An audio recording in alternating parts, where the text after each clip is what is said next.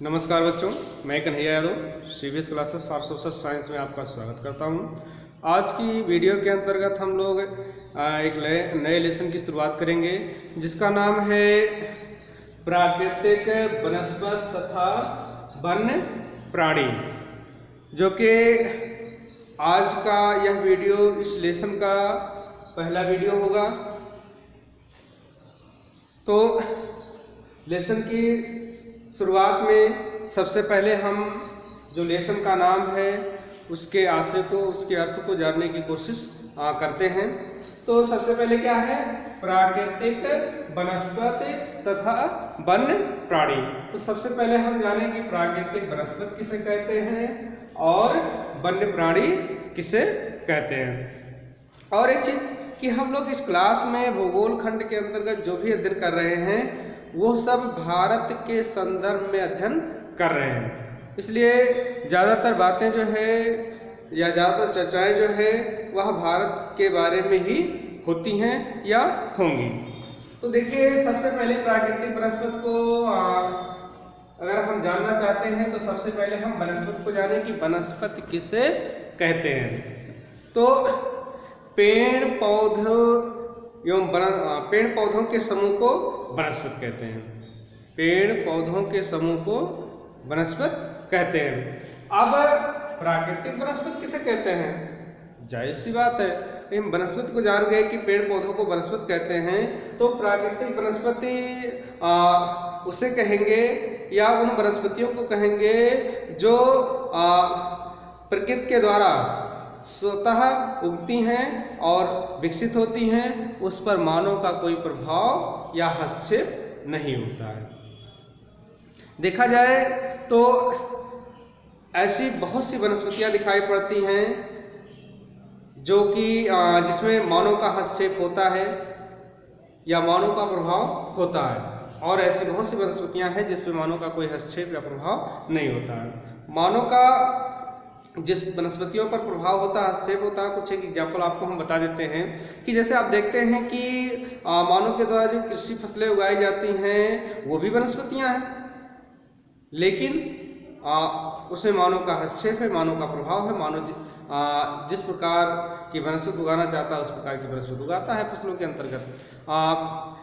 बागवानी है और भी ऐसे साग सब्जियां हैं, ये सब वनस्पतियों की श्रेणी में आते हैं और इन सब पर मानव का इंटरफेयर होता है, हस्तक्षेप होता है। लेकिन जो वन हैं, जो जंगल हैं या हमारे आसपास ऐसे भी तमाम पेड़ पौधे वनस्पतियां उगाती हैं जिसमें हमारा कोई हस्तक्षेप या इंटरफेयर नहीं होता है, तो ऐसे वनस्पतियों के समूह को प्राकृतिक वनस्पति कहते हैं।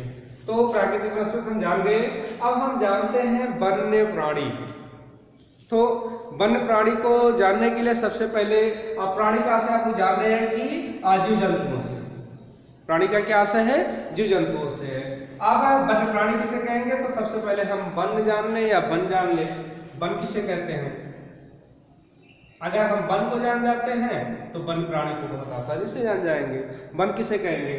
देखिए, प्राकृतिक वनस्पतियों के सघन समूह को, प्राकृतिक वनस्पतियों के सघन समूह को वन कहते हैं।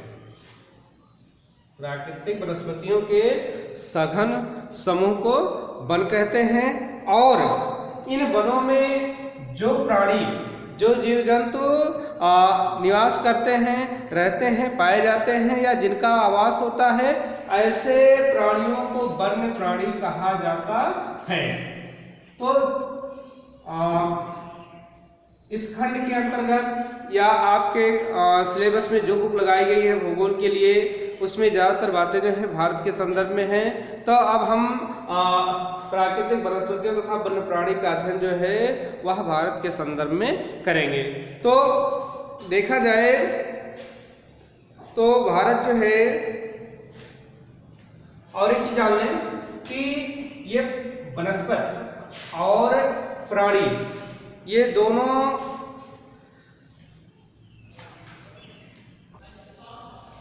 अब देखिए, वनस्पति और प्राणी दोनों जीव की श्रेणी में आते हैं। किस श्रेणी में? जीव की।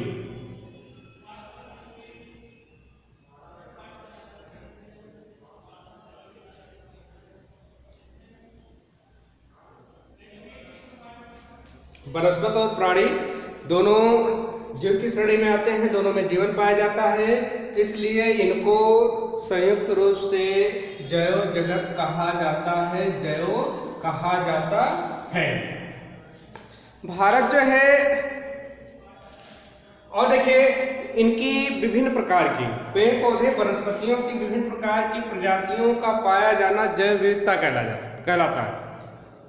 वनस्पति और प्राणी, क्योंकि ये दोनों जीव की श्रेणी में आते हैं, दोनों को संयुक्त रूप से जैव कहा जाता है। क्या कहा जाता है? जैव कहा जाता है। और इन वनस्पतियों एवं प्राणियों यानी कि जीव जंतुओं के वैरायटियों में, किस्मों में विविधता का पाया जाना जैव विविधता कहलाता है। और जैव विविधता की दृष्टि से भारत दुनिया का एक महत्वपूर्ण देश है, या यूं कहें कि जो सर्वाधिक जैव विविधता वाले देश हैं दुनिया के, भारत उनमें से एक है। भारत का स्थान जो है वह 12वां है। जैव विविधता की दृष्टि से विश्व में भारत का स्थान 12वां है।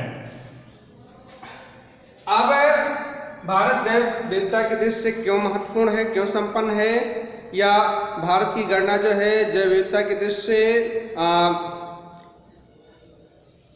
अच्छी रैंकिंग में की जाती है, तो क्यों की जाती है, उसके पीछे कारण क्या है? उसके पीछे कारण यह है कि भारत में लगभग 47,000 कितने 47,000 वनस्पतियों की प्रजातियां पाई जाती हैं। इसमें कई प्रकार की वनस्पतियां हैं।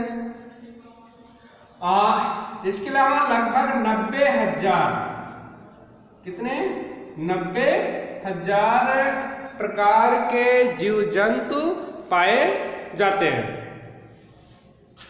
अब प्रश्न उठता है कि भारत में या दुनिया में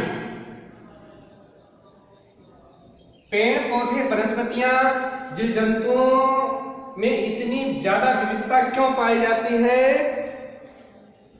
या वनस्पतियों एवं प्राणियों की इतनी ज्यादा प्रजातियां क्यों पाई जाती हैं, या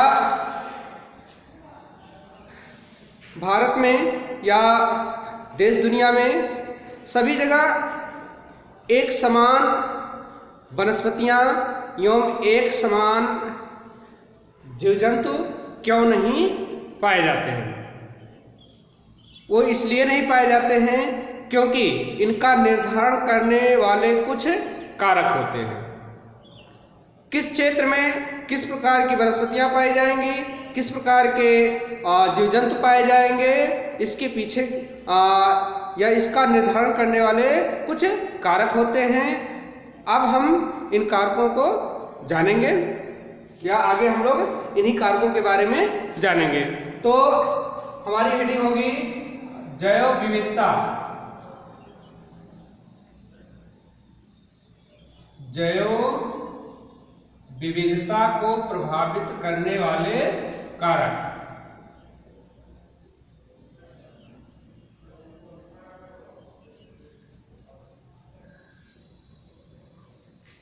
देखिए आप लिखेंगे अगर, तो सबसे पहले आप हेडिंग कर लेंगे प्राकृतिक वनस्पति,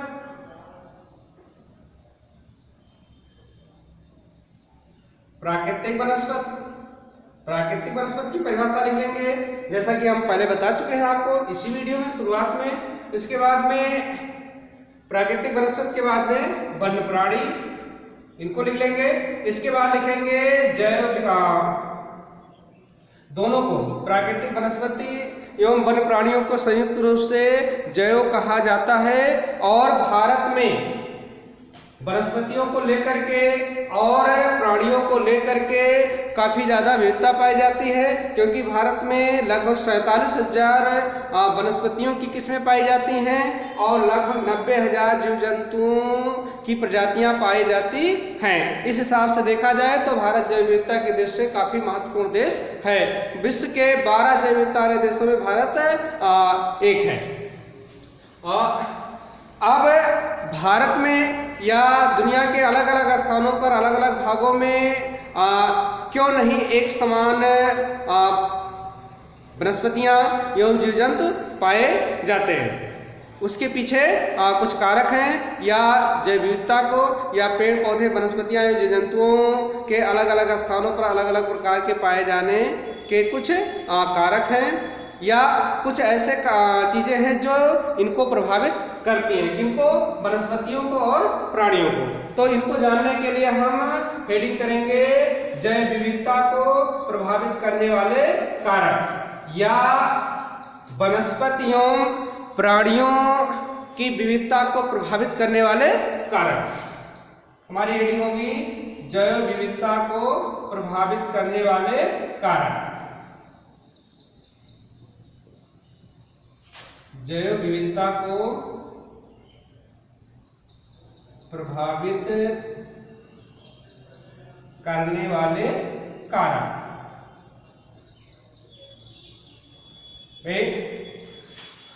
सभी जगह एक समान वनस्पतियां एक समान जीव जंतु नहीं पाए जाते हैं, उसके पीछे कुछ कारक हैं। अब वो कौन कौन से कारक हैं कि किसी क्षेत्र में किस प्रकार की वनस्पति पाई जाएगी, किस प्रकार के जीव जंतु पाए जाएंगे, आइए उन कारकों को हम जानते हैं। तो जैव विविधता को प्रभावित करने वाले प्रमुख कारक निम्नलिखित हैं, जिसमें सबसे पहला है धरातल। क्या है? धरातल। और धरातल के अंतर्गत पहला पॉइंट है भूभाग या उच्चावच। भूभाग या उच्चावच। देखिए, उच्चावच किसे कहते हैं? धरातल पर एक समान स्थलाकृतियां देखने को नहीं मिलती हैं। कहीं पर पर्वत, कहीं पर पठार, कहीं पर मैदान आदि सब संरचनाएं देखने को मिलती हैं। इसी विविधता को उच्चावच कहा जाता है। और देखिए, पर्वत, पठार, मैदान, इन सब पर चूंकि एक चीज और जान लीजिए आप लोग कि वनस्पतियों एवं जीव जंतुओं के विकास में केवल एक कारक जिम्मेदार नहीं होता है, कई कारक जिम्मेदार होते हैं। कई कारक जिम्मेदार होते हैं। हाँ, अलग अलग क्षेत्रों में अलग अलग कारक अधिक प्रभावशाली होता है। अगर हम एक कारक की चर्चा कर रहे हैं तो बाकी अन्य कारक को हम स्थिर मान लेंगे।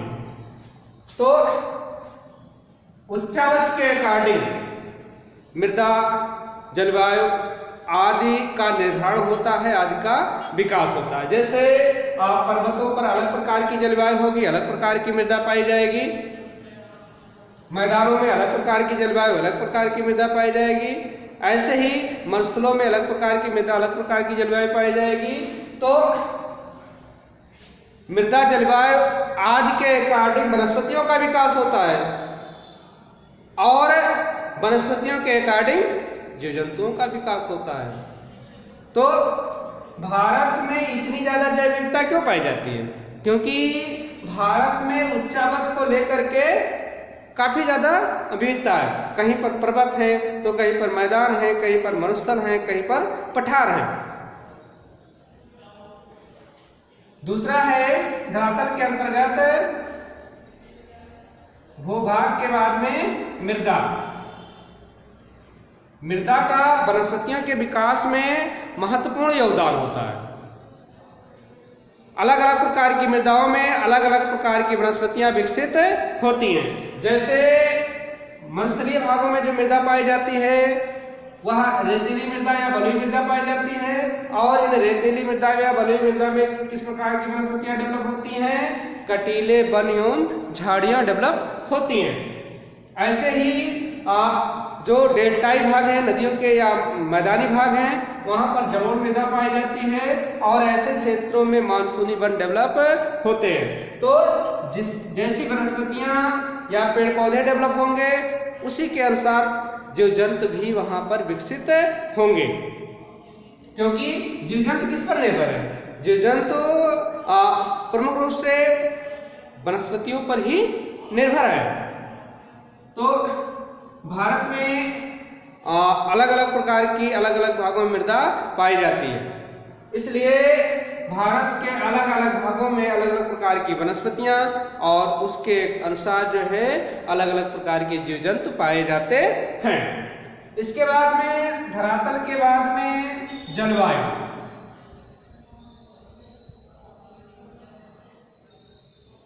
अब जलवायु को प्रभावित करने वाले कुछ कारक हैं, उन कारकों को देख लें, जिसमें जलवायु के अंतर्गत पहला कारक जो है वो तापमान है। क्या है? तापमान। तापमान का वनस्पतियों के विकास में महत्वपूर्ण रोल होता है, महत्वपूर्ण भूमिका होती है, क्योंकि और तापमान हमको किससे प्राप्त होता है? मेनली सूर्य से, और सूर्य के प्रकाश से पौधे जो है अपना भोजन बनाते हैं, वनस्पतियां अपने भोजन को बनाते हैं। तो जिस क्षेत्र में तापमान या सूर्यातप अधिक प्राप्त होगा उस क्षेत्र में पेड़ पौधे वनस्पतियों का विकास अधिक होगा। अगर अन्य बातें सेम हैं, अगर हमें कंपैरिजन करना हो कि ताप का क्या योगदान है वनस्पतियों के विकास में या उसकी क्या भूमिका है, तो अन्य चीज़ों को हम स्थिर मानेंगे, जैसे मृदा, जैसे उच्चावाच, जैसे वर्षा आदि चीज़ों को हम स्थिर मानेंगे, केवल एक को गतिशील मानेंगे, तापमान। क्योंकि अलग अलग भागों में अलग अलग सूर्यातप या अलग अलग तापमान रिसीव होता है, और पेड़ पौधे वनस्पतियों के लिए तापमान जरूरी है। जहां पर पर्याप्त तापमान होगा या ज्यादा तापमान होगा वहां पर पेड़ पौधे वनस्पतियों का विकास अधिक होगा, अगर अन्य बातें समान हैं या स्थिर हैं। यही कारण है कि जो दक्षिण प्रायद्वीपीय भाग है या तटीय भाग हैं, यहाँ पर पेड़ पौधे वनस्पतियाँ काफ़ी ज़्यादा विकसित हुई हैं, काफ़ी ज़्यादा वहाँ पर इनकी वैरायटियाँ पाई जाती हैं। जबकि थार का जो मरुस्थलीय क्षेत्र है यहाँ पर वनस्पतियों की कमी पाई जाती है। तापमान के बाद में दूसरा जो है वह है सूर्य का प्रकाश।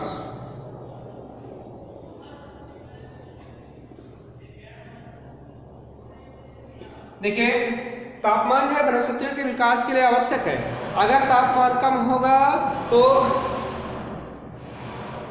पेड़ पौधे वनस्पतियां अपनी जैविक क्रियाएं आसानी से संपन्न नहीं कर पाएंगी। अगर तापमान पर्याप्त होगा तो अपनी जैविक क्रियाएं आसानी से संपन्न कर ले जाएंगी। इसलिए जहां पर पर्याप्त तापमान होता है वहां पर वनस्पतियां अधिक विकसित होती हैं, जहां पर पर्याप्त तापमान नहीं होता है वहां पर वनस्पतियां कम विकसित होती हैं। सूर्य का प्रकाश देखते हैं। सूर्य के प्रकाश को बहुत ज़्यादा बताने की जरूरत नहीं है, क्योंकि आप लोग जान रहे हैं कि सूर्य के प्रकाश की वनस्पतियों के विकास में क्या भूमिका है। सूर्य के प्रकाश से ही फोटोसिंथेसिस प्रोसेस, प्रकाश संश्लेषण की प्रक्रिया से ही पौधे अपने भोजन का निर्माण करते हैं। तो जिन क्षेत्रों में पर्याप्त मात्रा में, अधिक मात्रा में सूर्यातप प्राप्त होगा, सूर्य का प्रकाश प्राप्त होगा, ऐसे क्षेत्रों में अपेक्षाकृत जो है वनस्पतियां ज्यादा विकसित होंगी। और अगर ज्यादा वनस्पतियां विकसित होंगी तो जीव जंतु भी ज्यादा डेवलप होंगे। ठीक है, इसी प्रकार जहां पर सूर्यातप कम प्राप्त होगा वहां पर कम वनस्पतियां विकसित होंगी और जीव जंतुओं में भी कमी पाई जाएगी। यही कारण है कि चूंकि हिमालय का जो पर्वतीय भाग है यहाँ पर सूर्यातप कम प्राप्त होता है, जबकि जो पूर्वोत्तर के राज्य हैं सूर्यातप अधिक प्राप्त होता है। दक्षिण के जो राज्य हैं या जो समुद्रीय क्षेत्र है यहाँ पर सूर्यातप अधिक प्राप्त होता है। इसलिए इन सब क्षेत्रों में वनस्पतियों की किस्मों और वनस्पतियों की सघनता आदि में काफ़ी ज़्यादा अंतर देखने को मिलता है। इसके बाद में सूर्य के प्रकाश के बाद में जो है वह है तीसरा पॉइंट, वह है वर्षण।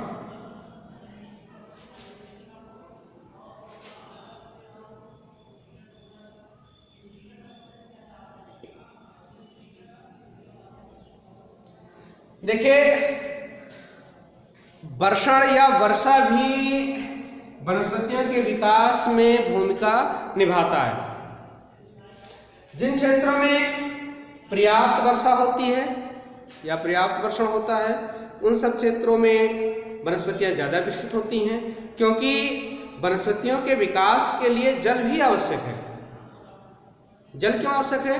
क्योंकि जल के माध्यम से ही पौधे अपनी जैविक क्रियाओं को संपन्न करते हैं और जैविक क्रियाओं को संपन्न करने के लिए जड़ों के माध्यम से पोषक तत्वों को ग्रहण करते हैं। तो अतः जिन क्षेत्रों में अधिक वर्षा होती है, पर्याप्त वर्षा होती है, उन सब क्षेत्रों में वनस्पतियां काफी विकसित एवं उनकी प्रजातियां भी काफी अधिक देखने को मिलती हैं। जैसे कि पूर्वोत्तर के राज्यों में आप लोग अभी इसके पहले पढ़े हैं जलवायु वाले में कि 400 सेंटीमीटर से अधिक वर्षा होती है। पश्चिमी घाट का जो पश्चिमी तटीय भाग है, यहाँ भी पर्याप्त वर्षा होती है। तो इन सब क्षेत्रों में वनस्पतियां भी काफी विकसित पाई जाती हैं, वनस्पतियों की विविधता भी काफी ज्यादा देखने को मिलती है और वनस्पतियों के अनुसार ही जीव जंतु विकसित होते हैं। तो ये कुछ बातें रहीं जैव विविधता को प्रभावित करने वाले कारकों की। अब अगली हेडिंग हमारी होगी वनों से लाभ या वनों से प्राप्त होने वाले लाभ। वन किसे कहते हैं ये आपको पहले ही बताया जा चुका अभी कि प्राकृतिक रूप से उगे हुए वनस्पतियों के सघन समूह को वन कहते हैं। प्राकृतिक रूप से उगे हुए वनस्पतियों के सघन समूह को वन कहते हैं। अब हमारी अगली हेडिंग होगी वनों से प्राप्त होने वाले लाभ। वनों से प्राप्त होने वाले लाभ। देखिए,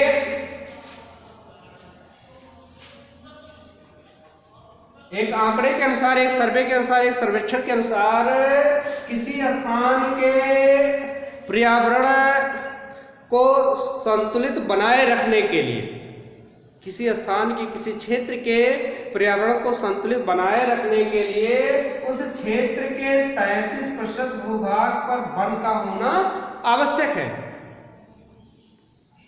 अब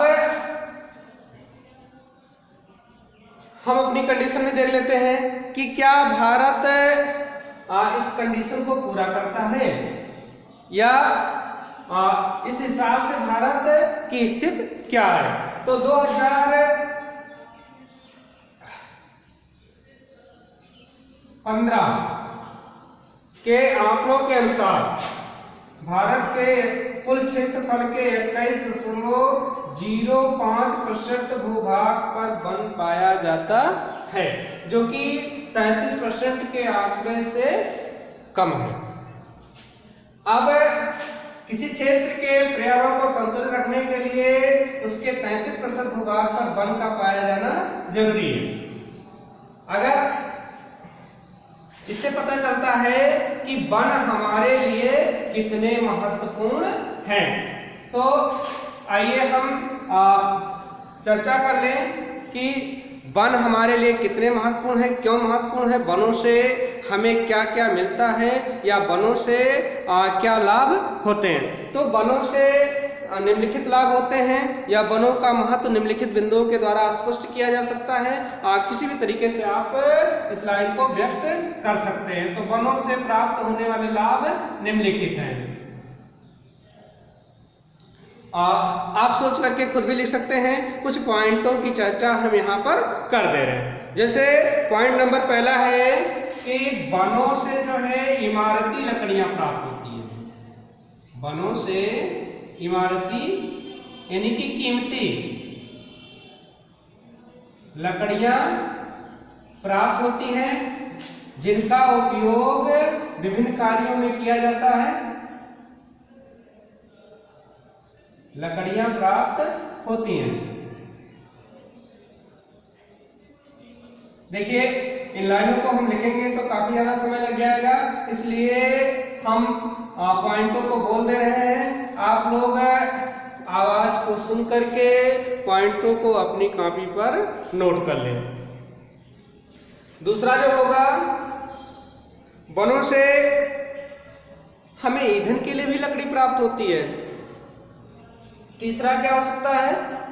तीसरा, वनों से पशुओं के लिए चारा प्राप्त होता है। चौथा क्या हो सकता है? चौथा, वनों से हमें फल फूल कंदमूल आदि प्राप्त होते हैं। पांचवा क्या हो सकता है? पांचवा, वनों से हमें जड़ी बूटियां प्राप्त होती हैं। छठवां क्या हो सकता है? छठवां, वन जो है पर्यावरण को संतुलित रखते हैं। सातवां क्या हो सकता है? सातवां, वन वन्य जीवों के आवास होते हैं। आठवां क्या हो सकता है? वन मनोरम दृश्य उपलब्ध कराते हैं। नौवां क्या हो सकता है? वन विभिन्न उद्योगों को कच्चा माल उपलब्ध कराते हैं। 10वां क्या हो सकता है? वन बहुत से लोगों को रोजगार प्रदान करते हैं। तो ऐसे और भी पॉइंटें आप लोग लिख सकते हैं वनों से लाभ के अंतर्गत। आज की वीडियो में इतना ही, मिलते हैं कल की वीडियो में।